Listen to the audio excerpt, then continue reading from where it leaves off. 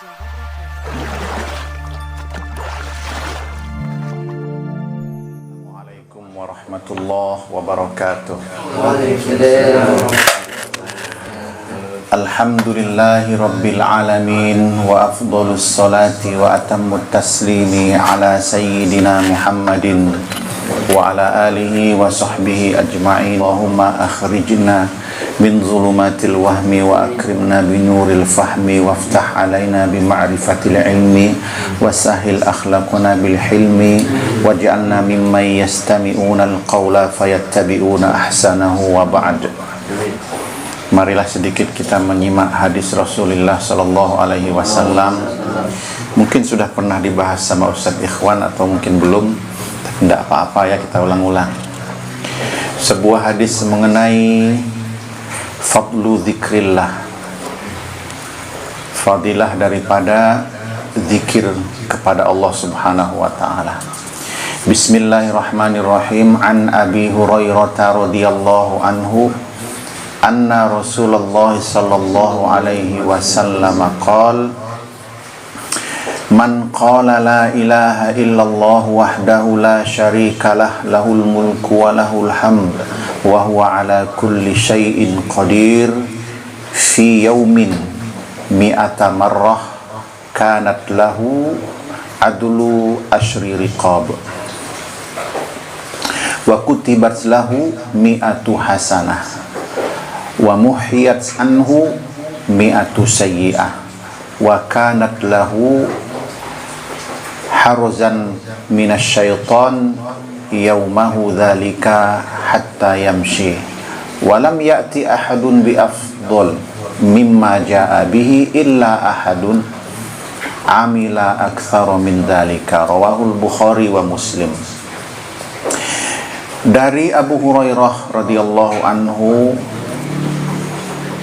bahwa Rasulullah sallallahu alaihi wasallam telah bersabda, barang siapa mengucapkan la ilaha illallah wahdahu la syarikalah lahul mulku wa lahul hamd wa huwa ala kulli syai'in qadir sehari 100 kali, maka itu sama dengan membebaskan 10 budak dan dituliskan bagi dia 100 kebaikan dan dihapus darinya 100 keburukan. Dan bagi dia ada perlindungan dari syaitan pada hari itu sehingga sore harinya. Dan tidak ada seorang pun yang berbuat lebih afdol dari dia kecuali seorang yang mengamalkan lebih banyak dari itu. Riwayat Bukhari dan Muslim. Hadis ini bercerita mengenai salah satu lafaz zikir dan fadilahnya bagi kaum muslimin. Ya ayyuhalladzina amanu dzkurullah dzikran katsira. Wahai orang-orang yang beriman, berzikirlah kalian kepada Allah dengan zikir yang banyak. Wasabbihuhu bukratan wa asila. Kemudian bertasbihlah kepadanya bukratan wa asila.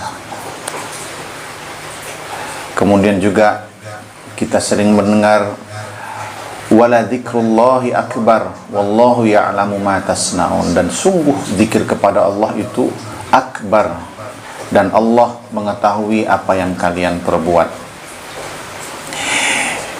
Wala dzikrullahi akbar ini menurut Ibnu Abbas adalah as-shalah, salat.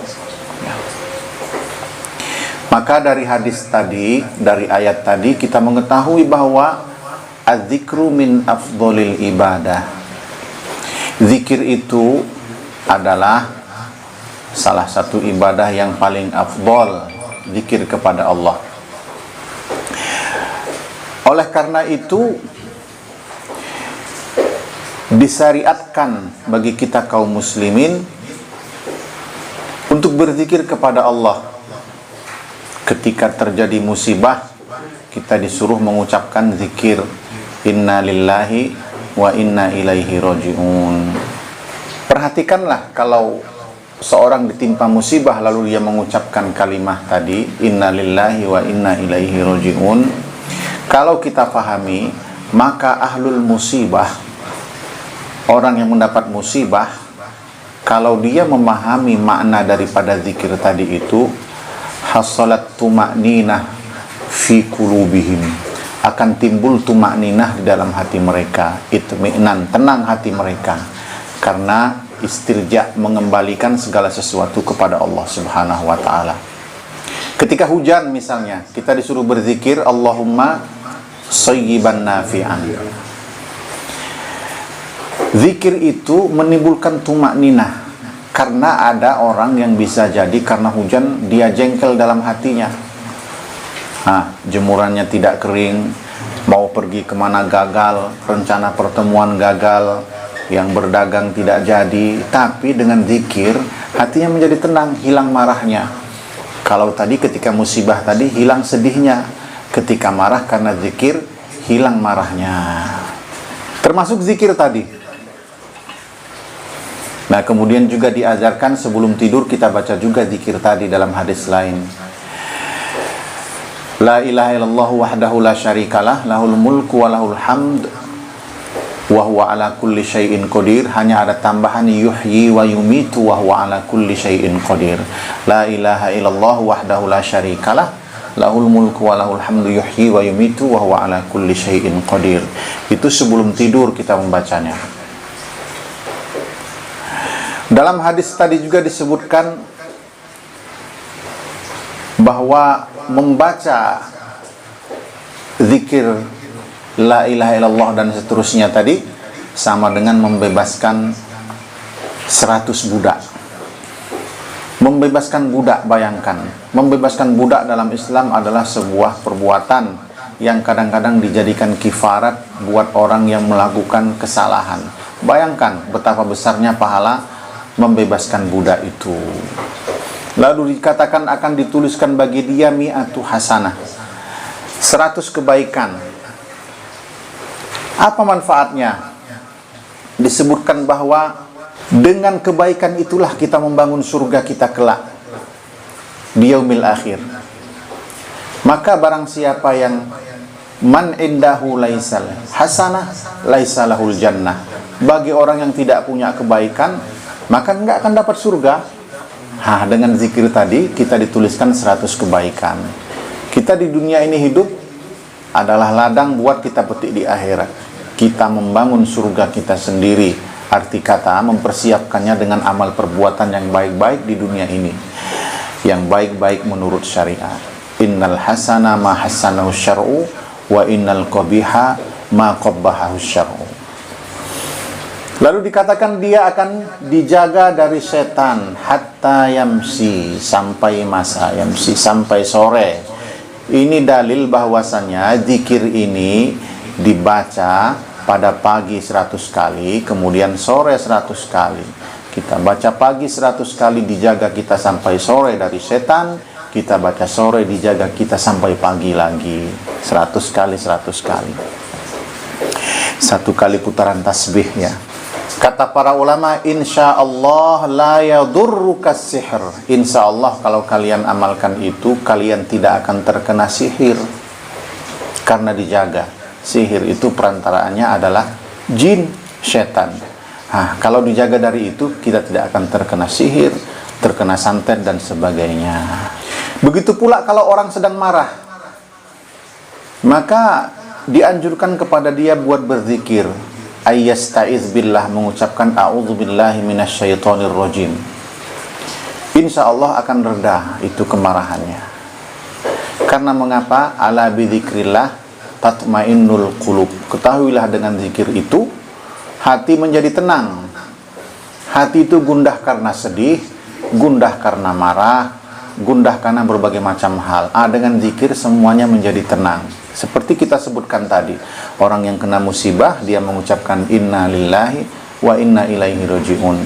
Tenang hatinya. Orang yang marah, a'udzubillahi minasyaitonir rajim. Tenang hatinya. Kalau sudah tenang, segala urusan lancar. Ketenangan itulah yang dicari orang di dunia ini. Tanpa ketenangan tidak ada kebahagiaan. Coba. Kebahagiaan hidup itu bukan karena harta yang banyak, tapi karena ketenangan. Percuma rumah bagus, tapi nggak bisa kita tinggal di rumahnya. Kenapa? Orang lagi hutang, misalnya begitu. Mobil bagus, mengendarainya kita khawatir, takut lecet dan sebagainya. Tidak tenang. Kebahagiaan itu ada pada ketenangan. Maka kita lihat, orang kalau sudah tenang hidupnya, biasanya pencernaannya pun bagus, badannya jadi gemuk. Coba nanti kalau orang sudah nikah, baru nikah yang pertama ya, setahun pertama gemuk badannya biasanya, tenang karena sudah tenang dia, nggak ada pikiran lagi. Tapi nanti tahun ketiga keempat, macam-macam, ada yang kurus lagi ya, sudah mikir SPP, mikir tagihan-tagihan segala macam. Jadi memang zikir itu membuat kita tenang. Zakatul ilmi al-amal bih. Al-ilmu la yusiru bidunil amal. Zakatnya ilmu itu dengan mengamalkannya. Tidak ada pengaruh daripada ilmu itu tanpa amal. An-Nabi sallallahu alaihi wasallam yaqul wa afdalu ma qalathu ana wan nabiyyu min qablina la ilaha illallah wahdahu la syarikalah. Lahul mulku wa lahul hamdu yuhyi wa yumitu wa huwa ala kulli syai'in qadir. Rawahu Abu Daud. Nabi bersabda, seafdol-afdolnya apa yang kusampaikan dan juga para nabi sebelumku menyampaikannya, yaitu kalimat la ilaha illallah wahdahu la syarikalah, lahul mulku wa lahul hamdu yuhyi wa yumitu wa huwa ala kulli syai'in qadir, au kama qala. Perhatikan dalam zikir tadi ada ucapan la ilaha illallah. La ilaha illallah ini menjadikan seseorang itu haram darahnya, haram hartanya, haram kehormatannya. Maka pernah Usamah bin Zaid membunuh seorang kafir, tapi sebelum dibunuh dalam peperangan, dia mengucapkan la ilaha illallah. Tapi mungkin sudah terlanjur, dibunuhnya lah orang itu. Sampailah berita itu kepada Nabi SAW. Maka Nabi bertanya, aqataltahu ya Usamah ba'da qala dzalik? Kau bunuh dia wahai Usamah setelah dia mengucapkan la ilaha illallah? Maka Nabi marah kepada beliau sambil bersabda, ya Usamah, ma fa'alta bila ilaha illallah yaumal qiyamah. Wahai Usamah, apa yang kau akan bertanggungjawabkan terhadap lafaz la ilaha illallah nanti pada hari kiamat? Nah, zikir kita tadi isinya seperti itu. La ilaha illallah wahdahu la syarikalah, lahul mulku wa lahul hamdu yuhyi wa yumitu wa huwa ala kulli syai'in qadir. La ilaha illallah itu tauhid, wahdah itu tauhid, la syarikalah itu juga urusan tauhid. Maka luar biasa zikir tadi mengajarkan kepada kita. Perhatikan juga fadilah zikir la ilaha illallah itu. Ada sebuah hadis yang terkenal dengan nama hadisul bitaqah. Hadis mengenai bitokoh. Bitokoh ini terjemahan bebasnya kartu. Sebab pada hari kiamat nanti ada seorang yang ketika sudah ditimbang di mizan, ternyata dia tidak punya kebaikan. Maka dia berkata, halaktu ya Rabbi, celaka aku ya Tuhanku. Maka dikasihlah kepada dia sebuah kartu dan ditaruh di timbangannya sebelah kanan, maka beratlah timbangan sebelah kanan. Ternyata di kartu itu, di bitokoh itu, ya terjemahannya kartu mau bagaimana, ada lafaz la ilaha illallah. Man qala la ilaha illallah khalisan min qalbihi dakhalal jannah. Barang siapa yang mengucapkan lafaz la ilaha illallah khalisan min qalbihi, ikhlas dari hatinya, dakhalal jannah, maka dia akan masuk ke surga. Al jannatu samanuha wa maharuha la ilaha illallah. Surga itu harganya dan maharnya adalah lafaz la ilaha illallah. Maka nanti kaum muslimin itu sebagaimanapun bengalnya dia di dunia, insya Allah kelak akan masuk ke surga. Maka nanti ada suatu hari di mana di dalam neraka itu berkumpul orang-orang kafir dan orang-orang muslim yang lagi mendapat hukuman karena perbuatan dosa di dunia. Maka berkatalah orang-orang kafir itu, kenapa kalian juga ada di sini? Bukankah kalian muslim? Kalian sholat, kalian syahadat. Mendingan kami memang dunia jahat, sudah puas, wajar kalau masuk neraka. Tapi menjelang hari-hari kemudian diangkatlah orang-orang muslim itu, maka menyesallah orang-orang kafir itu. Ya laitani, aduh seandainya kami dulu adalah seorang muslim yang beriman.